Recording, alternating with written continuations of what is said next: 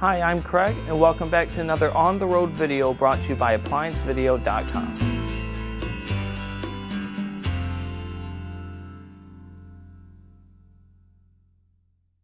Today, we'll be taking a look at the door switch on this Maytag front-load style dryer.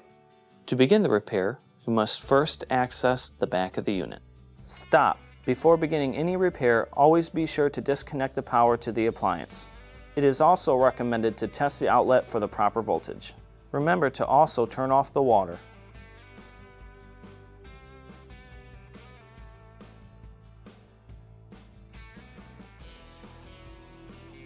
Now that we have access to the back of the unit, we do have two 5/16 that will have to be removed on the back in order to take the top off.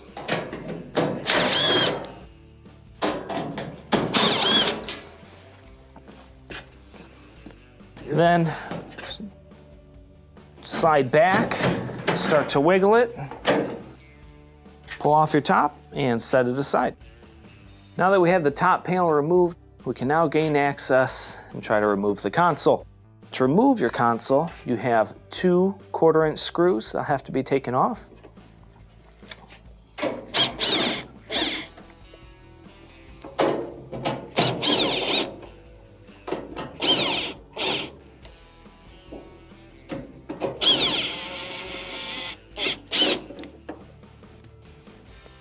On this one, looks like you lift up, so there's tabs going across the top.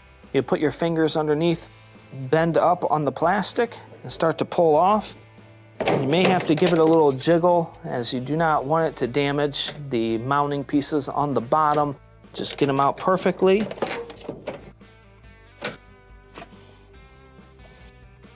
The wiring is actually held in by a strain reliever here, so press in on the strain reliever and push it down.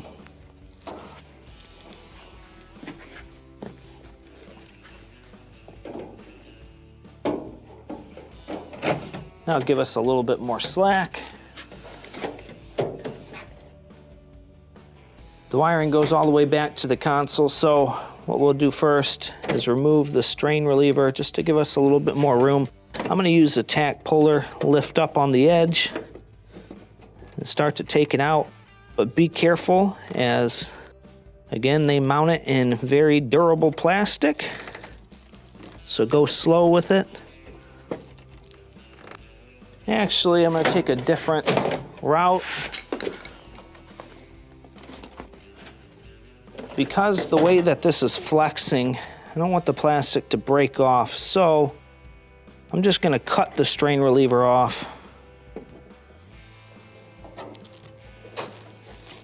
There we go.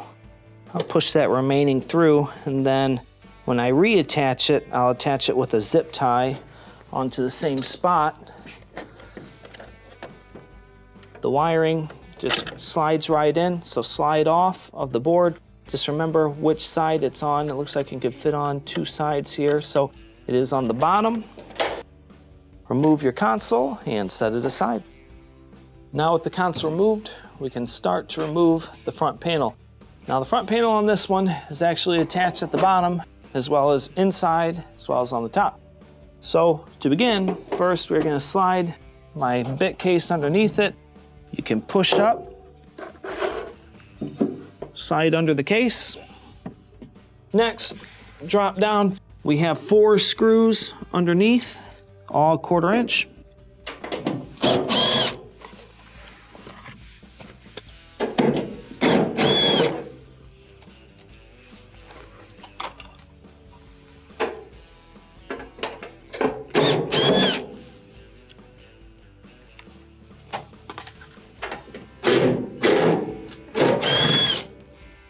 And set your screws aside. Next, go ahead and lift it back up. Remove whatever object you propped it up with. We'll open the door. There are 2 Phillips screws that are right next to the duct.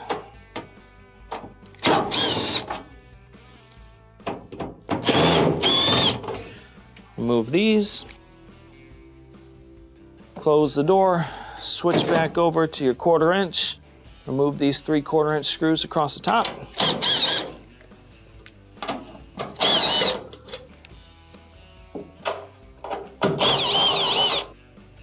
Now your front panel is kind of hooked on, so it shouldn't drop right off, but if you feel more comfortable when you're removing these, make sure you hold it in place. Pull forward on the front panel and lift up. You do have one strain reliever at the front.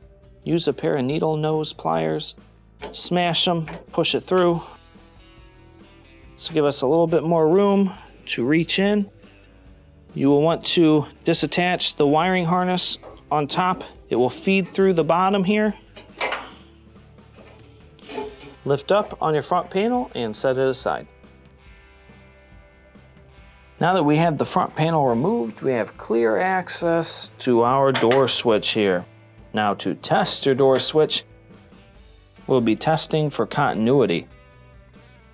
The wires you want to test between is the blue and the white. Now this is with the door closed, you should have continuity.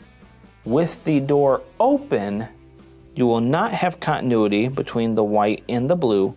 Instead, you will have continuity between the white and the brown. If you are getting a different reading than this, that means that your door switch is bad. To remove it, we will open the door. There are two clips right here. You will press in, bend it through.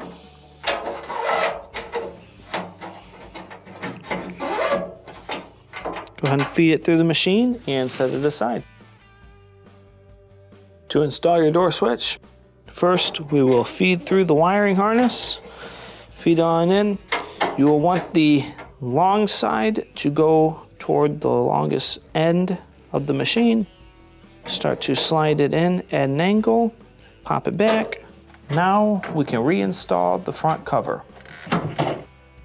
When installing your front panel, first we'll bring it into place.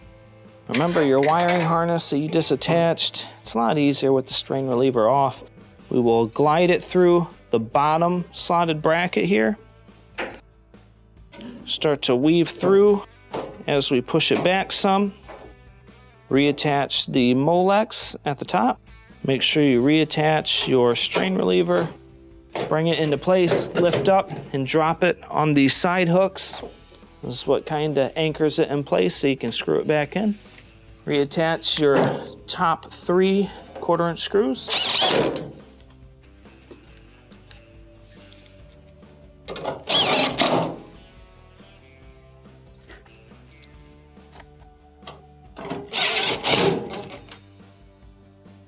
Next, switch over to your Phillips bit. Reattach your 2 screws inside.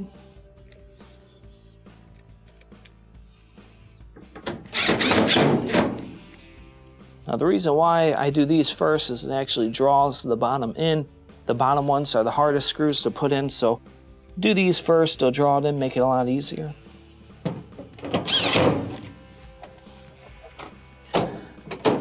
Close it up. Let's go ahead and lift it up and slide our bit holder underneath.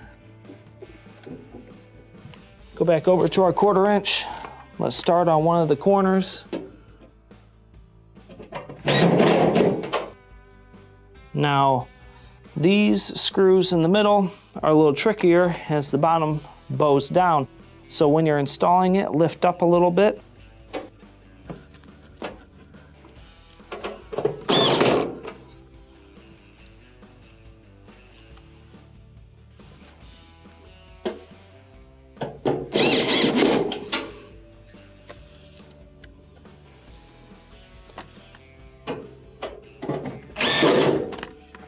We'll lift up and remove our bit holder. Now we can reinstall the console. When installing a new console, I would still recommend maybe zip tying the wire on here when we have to put it on, as it'll be easier to take off later. Let's go ahead and plug this in. Remember, it went into the bottom slot. I'll weave through a zip tie. I'll just leave it there. Put it in at an angle.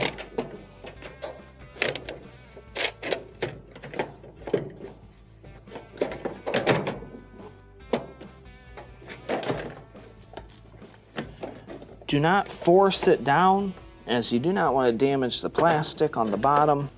So it may take a second to get it in the correct position. There we go. So what I did whenever I'm pushing it down, I'm trying to push it in. I put a lot of pressure on these corners right here, pushed in and kind of pushed down. It dropped it into place. It's lined up across the top. Let's go ahead and reinstall the 2 holding screws.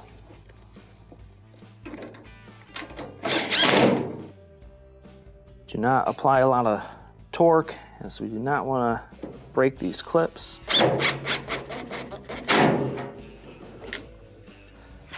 Now we can reinstall the top. When installing your top panel, you have 2 portions. This portion right here has little slotted areas that correspond with the UI console at the top, as well as the screw holes on the back. So put the portion that goes to the top forward, drop it in place. It should sit level. Push it in. Now we can replace the 2 screws. You may have to slide it back and forth in order for it to line up, but once you get 1 screw in, it'll draw the whole top in.